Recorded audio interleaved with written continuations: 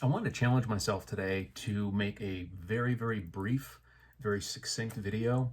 One of the things that I wanted to address is the proofs that are in the mind of somebody that's a relative of yours or a friend of yours that might still be involved within the organization.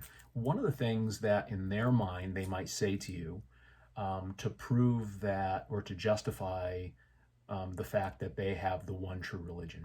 And perhaps you've heard this, and that is, what other group preaches the kingdom good news? And they feel that that's probably one of the strongest proofs. It's usually one of the first proofs that's put to you when you've left the organization, is to say, name for me any other organization that preaches the good news of the kingdom. It is the true identifying mark of the true faith. And perhaps you've heard that. So one of the things I just wanted to offer as an idea, keep it in your tool belt maybe to deploy when you think it's appropriate. If you were to go to any search engine, whether that's whatever search engine you want to use, without naming any names here on YouTube, if you put in the term "good news of the kingdom," you would expect the organization to be the top result, or at least on the first page of results, and see what your experience is.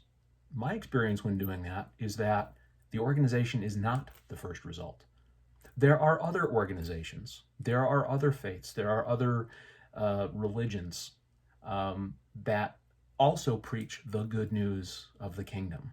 And I think it would be very enlightening, or at least eye-opening, or at least, if nothing else, maybe gives pause to somebody saying, this is an absolute proof. This is the card that I'm going to put down and I'm going to win any hand with. Name for me any other organization that preaches the good news of the kingdom. Okay, well, let's do that. Let's open up a search engine. Let's put in the term, the good news of the kingdom. Let's take a look at what the results are. Because if that is the strongest argument, let's just see where that takes us.